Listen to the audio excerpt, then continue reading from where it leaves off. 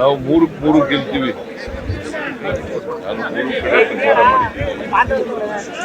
ನನಗೆ ಅಲ್ಲಿ ಜನರ ಸ್ಪಂದನೆ ನೋಡಿದ್ರೆ ಮೂರು ಕಡೆ ಗೆಲ್ತೀವಿ ಅಂತ ವಿಶ್ವಾಸ ಇದೆ.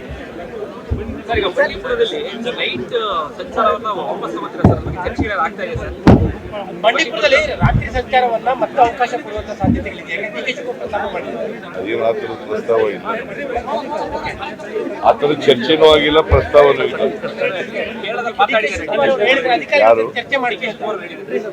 ಡಿ ಕೆ ಶಿವಕುಮಾರ್ ನನಗೆ ಅವರಿಗೆ ಕೇಳಿ, ಡಿ ಕೆ ಶಿವಕುಮಾರ್ ಯಾರು ಹೇಳಿದ್ರು ಅವ್ರನ್ನೇ ಕೇಳಿದ್ರು. ನನಗೆ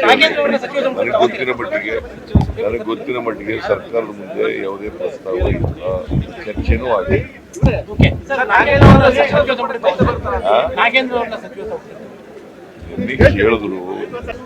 ನಿನ್ನೆ ಕೇಳಿದ್ರು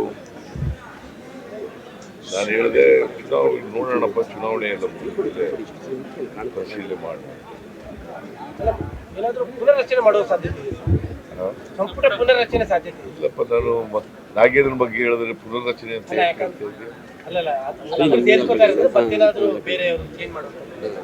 ಸರ್, ಈಗ ಸರ್ ನಿನ್ನೆ ಮಹಾರಾಷ್ಟ್ರದ ಚುನಾವಣೆಯಲ್ಲೂ ಕೂಡ ಪ್ರಧಾನಮಂತ್ರಿಗಳು ಮತ್ತೆ ಕಾಂಗ್ರೆಸ್ ಮೇಲೆ ಅಟ್ಯಾಕ್ ಮಾಡಿದ್ರು. ರಾಜ್ಯ ಕಾಂಗ್ರೆಸ್ ಮೇಲೆ ಕಾಂಗ್ರೆಸ್ ಅವರು ಹಗಲು ಲೂಟಿ ಮಾಡ್ತಾ ಇದ್ದಾರೆ. ಕರ್ನಾಟಕದಲ್ಲಿ ಸುಳ್ಳು ಹೇಳ್ಕೊಂಡು ಅಧಿಕಾರಕ್ಕೆ ಬಂದು ಹಗಲು ಲೂಟಿಗೆ ತೊಡಗಿದ್ದಾರೆ. ಈಗ ಬಿಜೆಪಿಯವ್ರ ಮೇಲೆ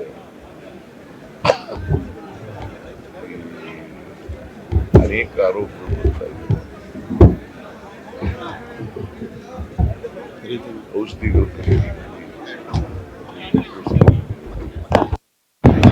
ಅದಕ್ಕೆ ಪುನಃ ಅವರು ವರದಿ ಕೊಟ್ಟಿದ್ದಾರೆ. ವರದಿ ಪ್ರಕಾರ ಏನಾಗಿದೆ, PPE ಕಿಟ್ ಎಲ್ಲ ಪರ್ಚೇಸ್ ಮಾಡಿ, ಏನು ಹೇಳ್ತಾರೆ, PPE ಕಿಟ್ ಪರ್ಚೇಸ್ ಮಾಡಿ ಅದು 2,140 ಅದು ಸಿಗ್ತಾ ಇರ್ತಕ್ಕಂಥದ್ದು 330 ರೂಪಾಯಿಗೆ ಸಿಗುತ್ತೆ.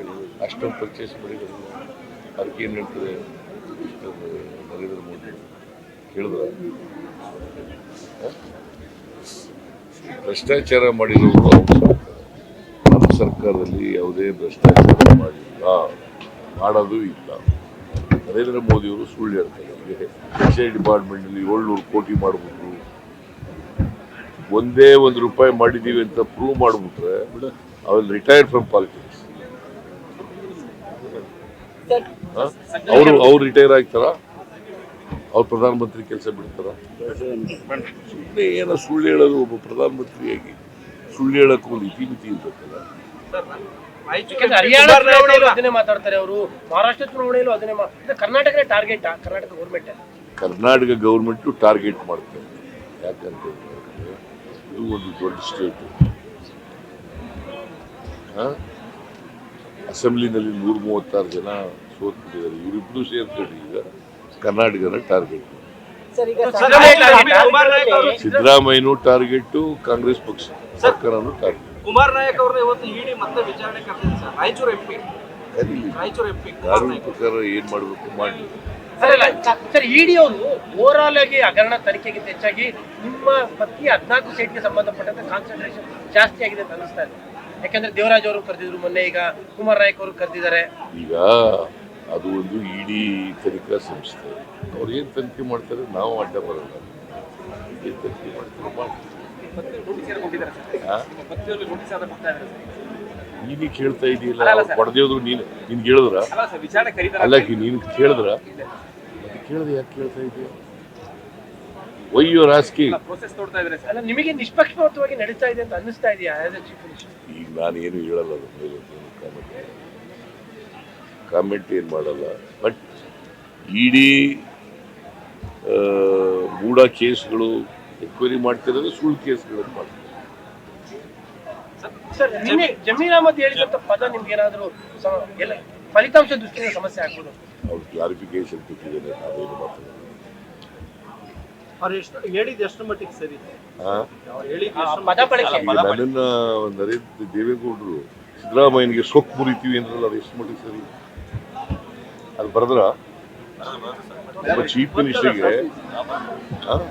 ಮಿನಿಸ್ಟ್ರಿಗೆ ಸೊಕ್ಕು ಮುರಿತೀವಿ, ಗೌರವ ಭಂಗ ಮಾಡ್ತೀವಿ ಅಂತ ಹೇಳಿದ್ರಲ್ಲ, ನನಗೆ ಗೊತ್ತಿಲ್ಲ. ಜಮೀರುವೆ ಕುಮಾರಸ್ವಾಮಿನು ಬಹಳ ಕಿನ್ನಾಗಿದ್ದವರು. ಐ ಡೋಂಟ್ ನೋ ಅವರಿಬ್ರು ಮಧ್ಯೆ ಇರ್ತಕ್ಕಂಥ ಸಂಬಂಧ ನನಗೆ. ಸರ್, ಈಗ ಸರ್ಕಾರಿ ಕಾಮಗಾರಿಗಳಲ್ಲಿ ಮುಸ್ಲಿಂಗೆ 4% ಮೀಸಲಾತಿ ಅನ್ನೋದು ಚರ್ಚೆ ಆಗಿದೆ. ಡಿಮ್ಯಾಂಡ್ ಮಾಡಿದರೆ ಹಿಂದುಳಿದವರು ಮಾಡಿದ್ದೀವಿ, ಪರಿಶಿಷ್ಟ ಜಾತಿ ಪರಿಶಿಷ್ಟರು ನಮಗೂ ಮಾಡಿ ಅಂತ ಕೇಳಿ. ಬಟ್ ಆ ಥರದ್ದು ಏನು ತೀರ್ಮಾನ ಆಗಿಲ್ಲ. ಆಲ್ರೆಡಿ ಬಿಜೆಪಿ ಶುರು ಮಾಡ್ಬಿಟ್ಟಿದ್ದಾರೆ. ಬಿಜೆಪಿಯವರಿಗೆ ಕೋಮುವಾದ ಮಾಡೋದೇ ಬೇರೆ ಅವ್ರ ಕೆಲಸ. ಕೋಮುವಾದ ಸೃಷ್ಟಿ ಮಾಡೋದೇ, ಹಿಂದೂ ಮುಸಲ್ಮಾನರ ಮಧ್ಯೆ ಜಗಳ ತರದೆ, ಅವ್ರ ಮಧ್ಯೆ ಬೆಂಕಿ ಇಡೋದೇ ಅವ್ರ ಕೆಲಸ. ಯಾವಾಗ ಈಗ ಶಾಂತಿ ಇರಬೇಕು ಸಮಾಜದಲ್ಲಿ ಅಂತ ಬಯಸಿದ್ದಾರೆ, ಎಲ್ಲರೂ ಕೂಡ ಸೋದರತ್ವದಿಂದ ಬಾಳಬೇಕು ಅಂತ ಯಾವಾಗ ಇಷ್ಟಪಟ್ಟಿದ್ದಾರೆ.